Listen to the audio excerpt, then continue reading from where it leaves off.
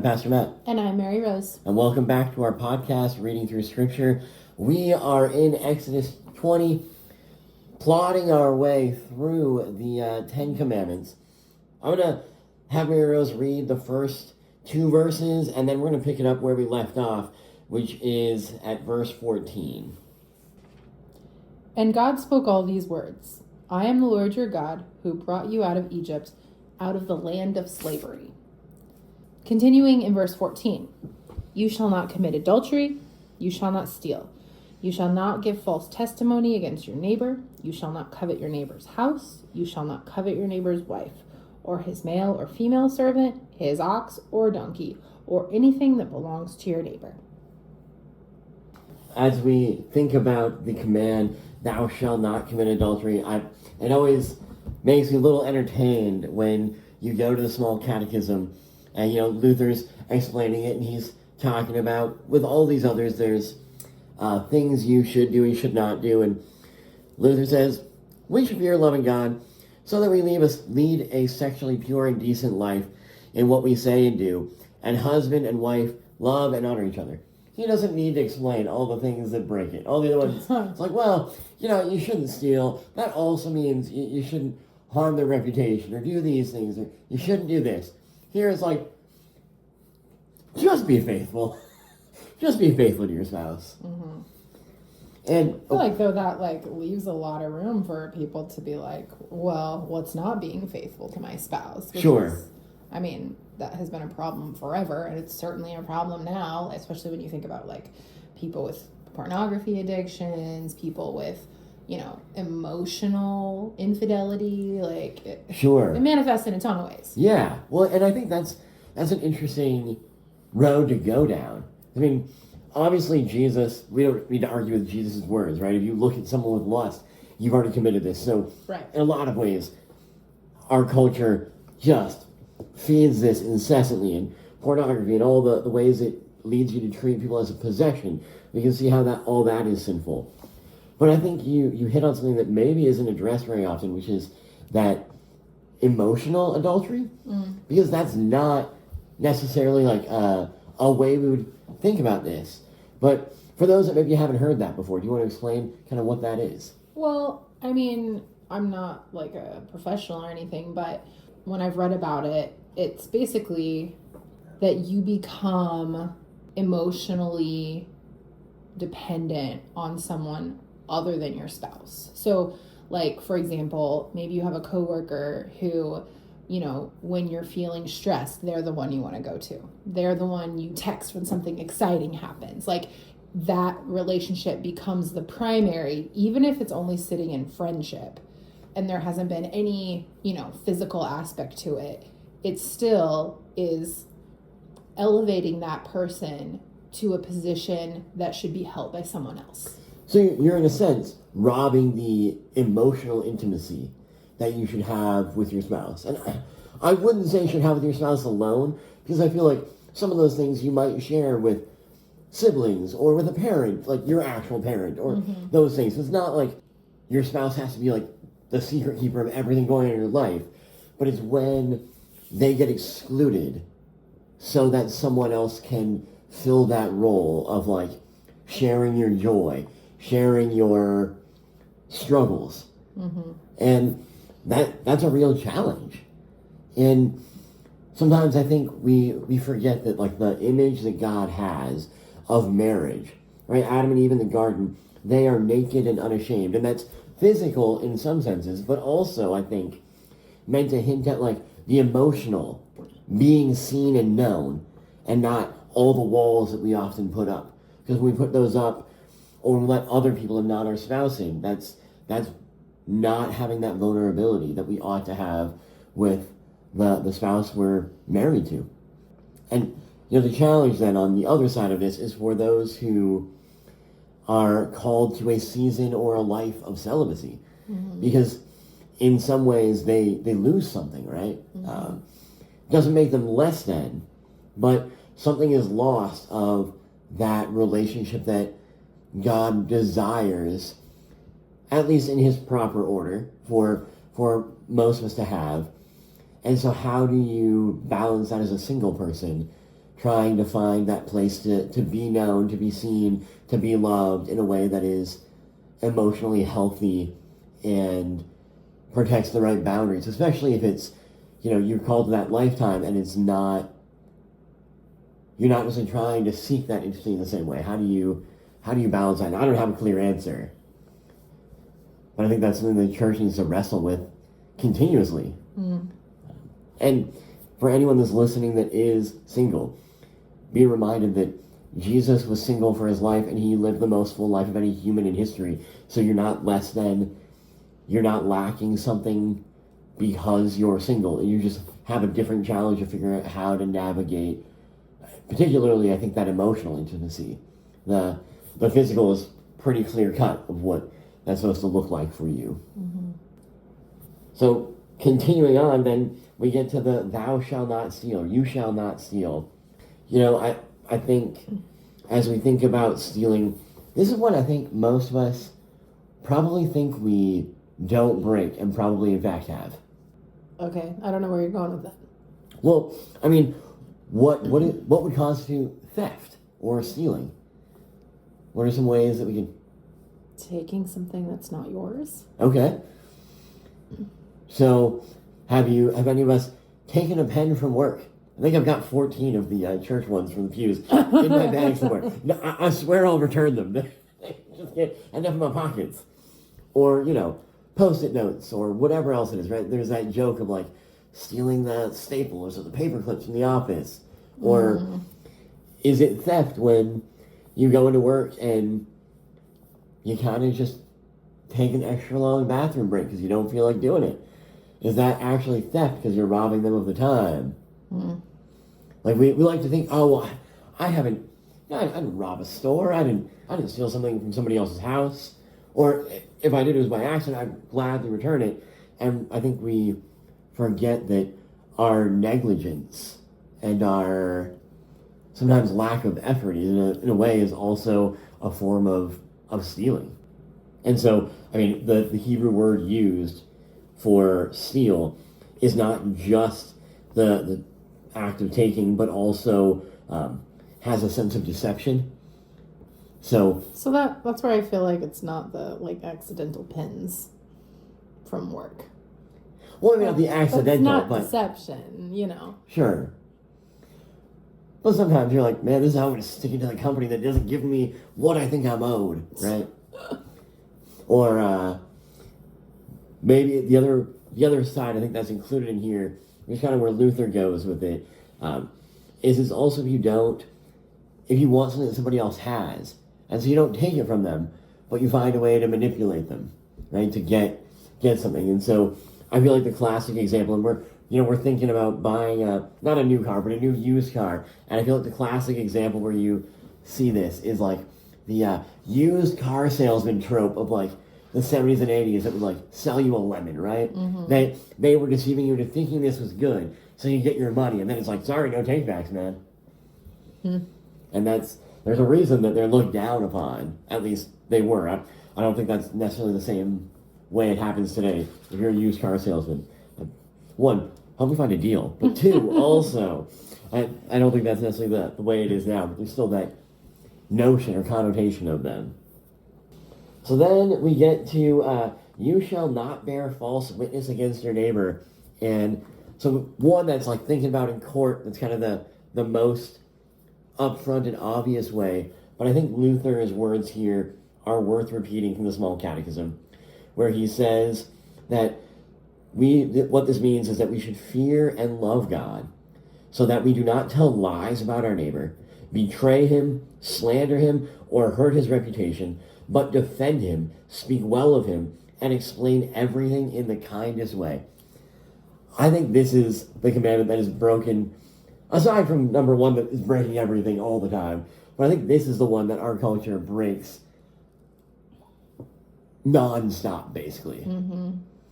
All of the stuff on social media, all the politicians and news and how we talk about it, we do not put the best construction on what anyone else says, aside from our own side or agenda. Yeah. Right?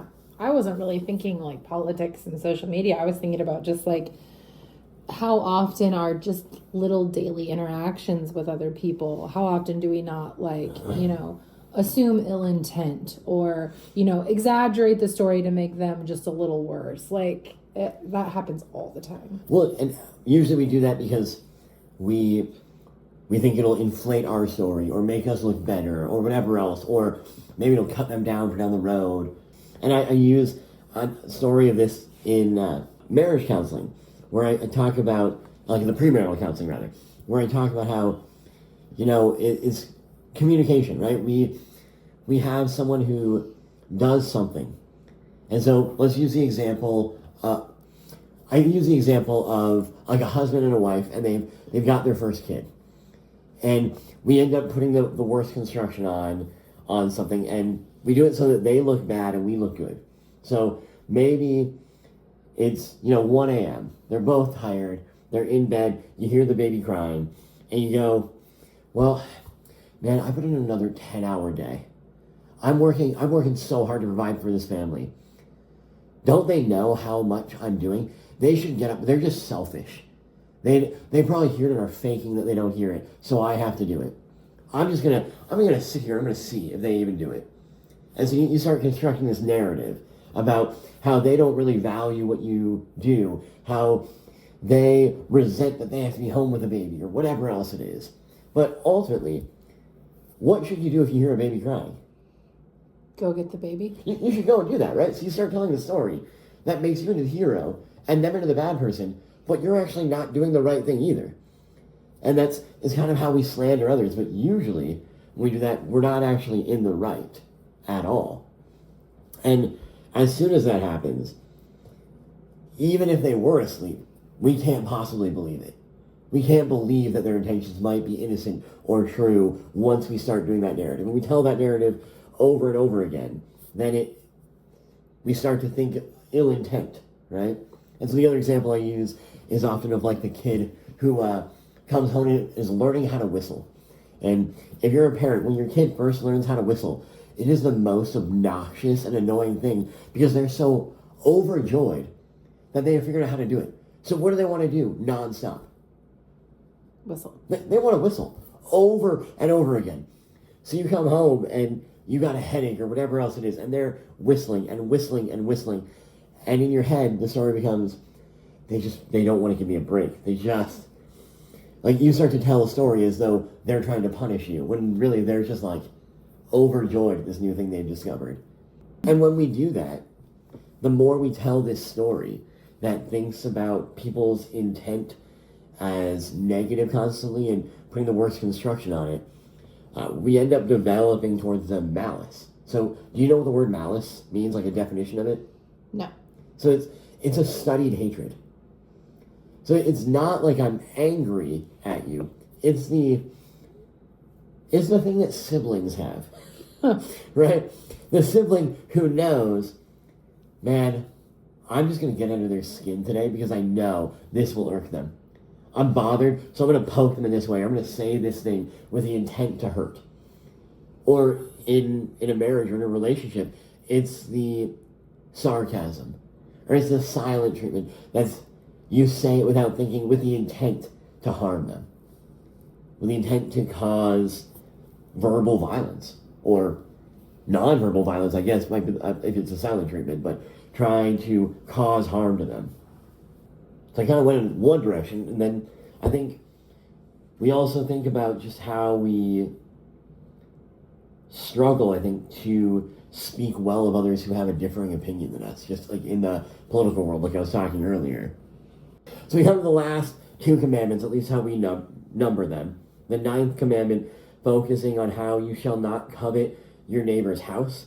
And so, what does that mean? What do you think it means when we're speaking about coveting our neighbor's house? His things that he owns? So I would say like literal property, right? So we should not covet the sports car they have, or the lake house they have, or those things, right? Coveting is, I think, an unhealthy desire for something that's not ours, right? So it's not that it's bad to want stuff, but sometimes if we don't check our desires, they often lead into the physical action of those sins, right? Desire leads to those things if it's unchecked. And so if we have an unhealthy desire, that also leads us to put the worst construction or to scheme or to try and get somebody else's stuff before we've even acted. So it's about kind of our thoughts, if you will. And so I can remember when I was a kid, someone telling me that, like, it's coveting when I see my neighbor's car and I don't just think like, oh, I wish I had a car like that, but like, I want their car. Like, then that's what leads more often to those like other sins. Sure. And I mean, I think really the heart of it, and this is also true for the 10th commandment, and really for almost all of these, from 4 down, is a lack of contentment. Right? If you think that you deserve more than what you have, or that what you have isn't good enough, or you're not satisfied with it, that's where this covetousness comes out. I think you can appreciate the good things other people have. It's not bad to do that. But yeah, I think when you make that turn of like, I want that, or I need that, that's where it becomes a problem. And then, so what's the 10th commandment then about? At least how we number them. You won't covet your neighbor's wife. And so kind of the people, I think, is more the way that it goes. Obviously it says ox and donkey, so it's like the living things that they have. And I've been thinking about this commandment some more. And when we talk about this 10th commandment, I think we could almost say it's you shall not covet your neighbor's house, not in the sense of property, but of like family, of spouse, of like the things that are in there, right? That make up their home or their household. And so we could be jealous now or covet the life somebody else's kids have. They're better behaved. They have better grades. That can be coveting. Mm-hmm. And as obviously the desire for a certain spouse or a certain, that's a pretty obvious one. But I think sometimes we envy the well-behaved dogs other people have. They have the fancier doodle than we do. And so I might covet their pet or their children who are more successful, at least from the outside. Part of the problem with that is it's ignoring that everyone has sins and struggles and problems, and no one's life is perfect. And so when we covet, usually we've idealized what someone else has. I feel like based on your explanation, I am more confused than I was before about how we split these up and why. Okay. Because you just use the word house, but you use it to mean household.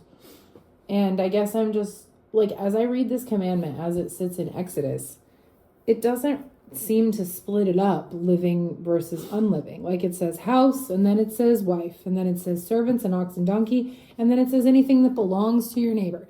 Like, I guess I don't understand why we break it up, and I don't understand how we broke it up. It doesn't make sense to me. Sure. So I had this note because the commandments come back up in Deuteronomy chapter 5. They're written again, and it changes a little bit of the language that's going on here. Because I think how Luther does house in the beginning is maybe not the best way to, or how this is rendered house is not the best way, because in Deuteronomy it uses different words for covet, and it says at the beginning, it says, you shall not covet your neighbor's wife rather than your neighbor's house at the start. It doesn't break that up. So I think that might actually be the one where it's talking more about the people, and then the second is the property, where it talks about ox and donkey and anything that belongs to your neighbor. So I think the first one is about the spouse and the family, and the second one is about the stuff. But at least with how this is numbered in our catechism, it almost seems like it's the opposite. So, I don't know. Maybe I disagree with how we've organized them, because I would go off of Deuteronomy. I feel like it makes more sense in Exodus to read, like, you shall not covet your neighbor's house as, like, an overarching theme. an overarching command. Okay. And then it breaks it down into 2 after that. Because then Sure. that makes more sense. Yeah. Then you kind of have the living things and then anything that belongs to him. So that is helpful. And so, I think that's how I would justify why they're broken down the way they are. So, we've kind of gone through the Ten Commandments, and, Jesus was able to summarize it down to 2. I'm not as good as Jesus. I kind of summarize it down to 3, when I'm putting in my own words, which is the verse 3 are all about loving the Lord your God with all your heart, mind, and strength, as Jesus says. 4 through 8 are all about how we outwardly act and love our neighbor and kind of some of our inner stuff. But I think the last 2 are really about our minds, really about where our heart and our desires are, which flows to how Jesus understands those others being broken, right? We break the adultery by coveting or wanting something that God hasn't rightly given to us. So I break it down in those ways. And as we think kind of now about how these 10 commandments kind of flow now through the rest of the Old Testament, the reality is that most of them aren't really brought up explicitly again. A few of them are defined in the laws in the rest of Exodus and Leviticus and Deuteronomy, but for the most part, the only ones we really hear about with any kind of regularity are the first 3. So there's a lot about keeping God first, right? Mm-hmm. Having no other gods.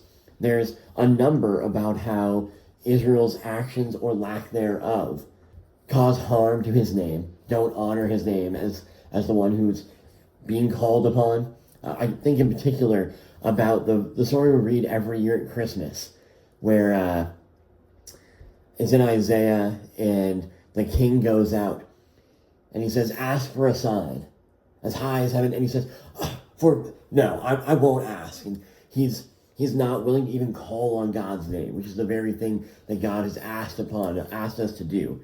And then, obviously, Sabbath is a huge issue that comes up again and again, that they don't practice it, they don't observe it, and those 3, along with then how that leads into the violation of all the others, but they aren't explicitly spoken of, are really what leads to the exile. Right? It's what God causes God in his own language to vomit them out of the promised land later, because they don't uphold these. And so I think as we think about this, we talked about it last time, I think, but when we think about, as a Christian, what do we do, or how do we now relate to these? I think about how when we're Christian, we say that we love God, right? We're in this relationship where God loves us and we now love God. And if you love someone, if you love another person, you begin to appreciate, value, and love the things that they love. And these are the things that reflect God's love for us, for himself, for neighbors. And so we'll begin to want to do these things, not have to, but we want to reflect the nature, the love, the generosity, the grace and mercy, and care for others that God has lavished upon us. And so it's not like we have to do this, but we get to do this. It begins to flow out of who we are. And I always come back to the story, I believe it's Matthew 25, of the sheep and the goats. So in Matthew 25, the sheep and the goats, Jesus, or the Lord, is dividing them at the end of time, and the sheep are rewarded and celebrated because they say, well, when you saw me naked, you clothed me. When you saw me hungry, you fed me. And they're like, well, when did we ever see you do any of these things? He said, whenever you did it for the least of one of these of mine, you did it to me. And the goats haven't done it. And they say, well, when did we ever see you? And it's the same thing. And the point is, they weren't doing it because they thought there was a reward. They did it because it was just their nature now. So it's just that reminder that the love of these things and these actions begin to flow out of us as we're transformed. And as Paul would say, we're conformed to the image and likeness of Christ. Right? We follow his pattern of life. But why don't we pick it up at verse 18? When the people saw the thunder and the lightning and heard the trumpet and saw the mountain in smoke, they trembled with fear. They stayed at a distance and said to Moses, "Speak to us yourself, and we will listen. But do not have God speak to us, or we will die." Moses said to the people, "Do not be afraid. God has come to test you, so that the fear of God will be with you to keep you from sinning." The people remained at a distance while Moses approached the thick darkness where God was. So, earlier in chapter 19, there's this speaking of the people's fear to come up the mountain, and God warns them. And in part, I think that's from God's perspective, saying, tell the people not to come up, right? Make sure they don't come close. And here, I think we get it from the viewpoint of the people themselves. And what we learn, I think, from both is that there's a growing need for a go-between, a mediator between the people and God. So, in other words, we ultimately need a priesthood in this covenant. And the proper response to a recognition of God's power is not fear or terror in the sense of like, we should be afraid to approach him, but rather a fear in the sense of like awe and reverence. So the two different kinds of fear, which is kind of what Moses is hinting at. Don't be afraid, but be afraid. Well, no, don't be afraid, but recognize how great a God you have. And they end up wanting to flee from God's presence rather than recognize how great and loving and wonderful and powerful he is, and that he's been on their side, and that they should be able to trust in him for protection and security.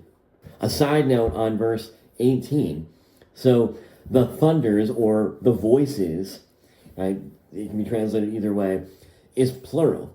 So it could read, when the people perceived the voices, which is how the Midrash, which is a Jewish commentary, notes this. And they say, the Ten Commandments were given with a single voice. This shows that when the voice went forth, it was divided into multiple voices that went into the 70 tongues, and every people received the law in its own language. So they claim this law has gone out into the whole world, that when this law was spoken from one voice, it went to many voices and went to everybody. And this may tie into a tradition that Pentecost was associated with the giving of the law, like the Old Testament Pentecost festival of weeks is associated with the giving of the law. And then in Acts, we have, as the beginning of the gospel, now also going out to every nation and every corner of the world. So, and what is Pentecost? Well, it's kind of the proclamation of, I don't want to say the new law, because that's not the right way to phrase it, but the fulfillment of the law and the hope we have in Christ, right? So it's kind of the new message coming down from the mountain. I think it's kind of cool. And so one of the other things that I think is important to note when, and this maybe should have gone into last week's, when we talked about how we relate to the law, people who hope in the law will never believe they're enslaved to sin. They never believe that they cannot resist, that they are by nature sinful. So when you say people who put their hope in the law, you mean like people who genuinely believe they can keep it? Yeah, who think that the law will bring deliverance. And they will therefore never turn to Jesus or to the gospel for deliverance. And we see this again and again in the Gospels, right? When Jesus notes that if you hope in the law, I mean, you put your hope in Moses, Moses is the one that's going to condemn you. If the Son sets you free, you are free indeed. But if it's not the Son, then you're still enslaved. Like, again and again, this kind of same thing comes up. And that's the same point that Paul makes in Galatians when he says that those who are under the law are still enslaved. That the law in the epistles and in these other things where the law or instruction is brought back in, it's always spoken of after grace. So it defines your identity and says, here's what it looks like to live out this identity that's already been given. So you're made holy, you're made righteous. Here's what living righteously looks like. But you don't put your hope in doing the thing, but living that way. It's just the natural way that you should live in response to what we've been given. So, to put it another way, in the New Testament, identity always precedes obedience. And I think the Jews would probably say the same thing, but the reality is we know that we can't obey, and so we always fall back on the identity we've been given and the forgiveness we've been given in Christ. Well, I also think a difference between Jews and their identity preceding, did you say the law? Identity. Obedience, yeah. Is the Jews found their identity in just being called God's chosen people. And that came with like a promise of a Messiah, but that Messiah wasn't there yet. Sure.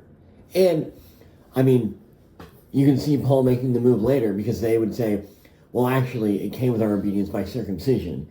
And Paul will say, no, actually, Abraham was called before he was circumcised and blessed before he was circumcised and blessed before all these things. And when you read back through the text of Genesis, even after God has called Abraham, there's still a point where Abraham is called an idolater. He is still clean from the old idols that he has to get rid of. So it can't be that his obedience at the beginning is what has given him this identity. Mm-hmm. And so Paul's argument is, you actually have no ground to stand on. If you're hoping there, because then Abraham should have been rejected, ultimately.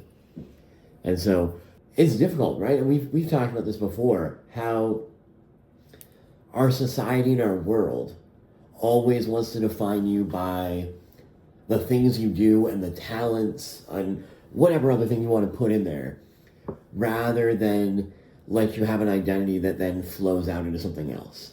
Mm-hmm. So what should people do if they keep finding themselves not in obedience? How do they not despair that their identity is also shakeable? So I think we turn back to the fact that Psalm 32, Psalm 51, 1 John, which remind us that in various ways, but that when we confess to God that God is faithful and just and forgives us in light of Christ. So I think we need to remember that's always available, that we go there. And, you know, one of the things that has struck me as I've reflected on my own sins and the patterns I fall back into is recognizing that so much of my outward manifestations of sins are actually about deep-seated lies that I believe and hold on to, that I need to let go of. So it's not actually about changing that behavior. It's about changing the fundamental wrongful thought pattern that I have. And so if I think that I deserve more or that God is holding out on me, then I'm gonna sin by trying to get things that God deems probably aren't good for me. Because I don't trust that God actually knows what I need.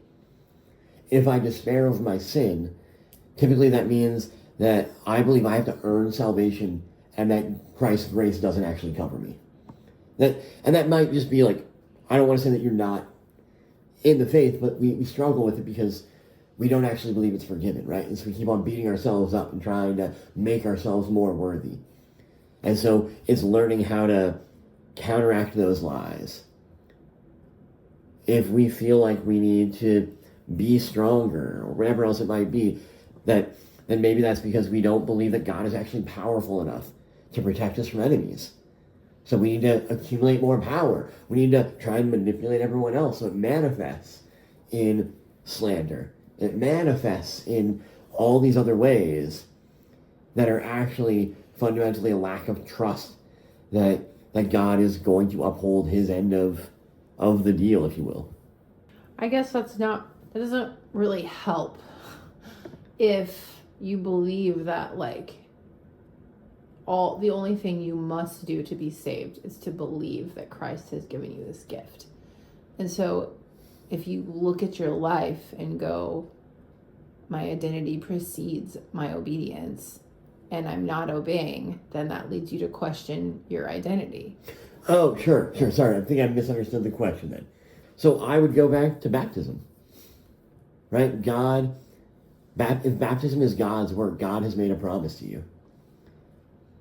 And that is without, like, the only condition is that we trust in him. We believe that he's going to keep his word. And does that mean that we should go on and pretend like our actions don't matter? No. But if you're asking that question, probably you're feeling ashamed of your actions, right? Mm-hmm. And so that's where you go back to the promise. And you look outside of yourself. The Latin phrase is extra nos. I don't look inward. Inward is a bad place to go, especially when you're feeling either really insecure about your performance in the faith, and it's a really bad place to go when you think you've been doing really well, because all that leads to is pride. And so what we ultimately want to do is look outside of ourselves to Christ. Tim Keller is not Lutheran, but he has this really short book, The Freedom of Self-Forgetfulness, that is really good.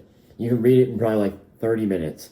And one of the things that you're reminded of in that is that we don't think more or less of ourselves, but we think of ourselves less in general. We get focused on what Christ has done, and then we begin to drive our gaze outside of ourselves towards our neighbor, towards what they need and how we can love and care for them. I understand all the things that you're saying, and I understand why they're comforting. I'm just, like, if it's all hinged on my faith in that, and I'm questioning my identity, like, that's a hard place to be. So you're saying, what if I don't have enough faith, essentially?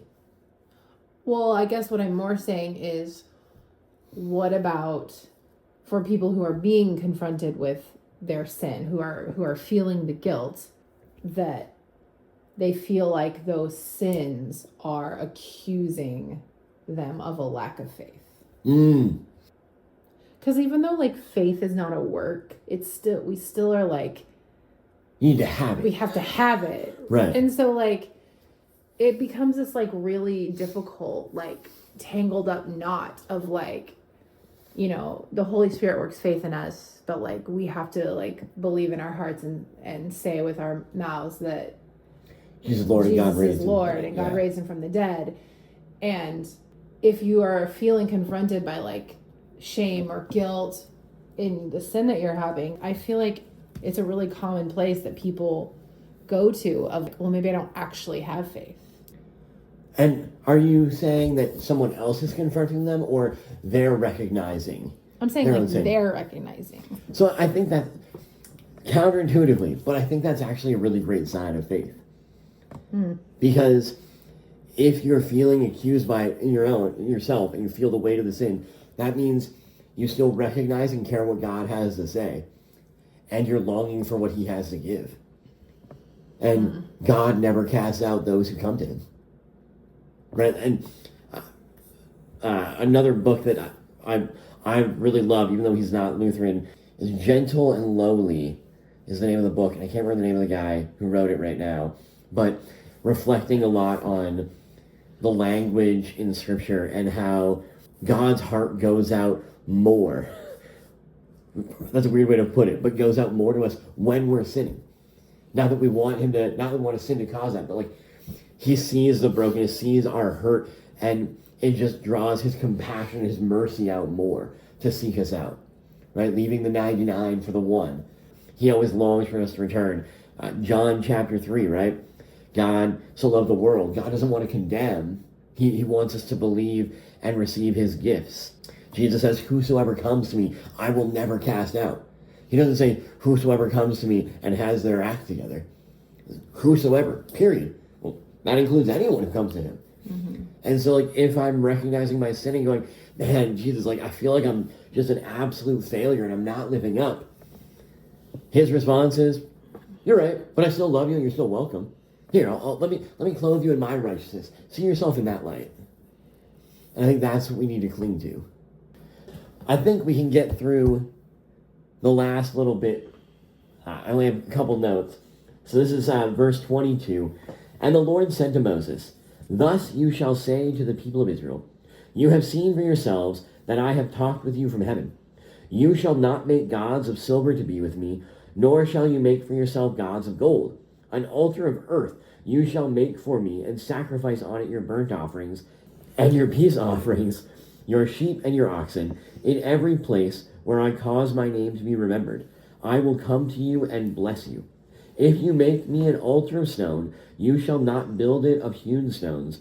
For if you wield your tool on it, you profane it. And you shall not go up by steps to my altar, that your nakedness not be exposed on it. So, God commands, again, first of all, reiterates kind of the first commandment, right? You shall not make an idol or anything else in his image.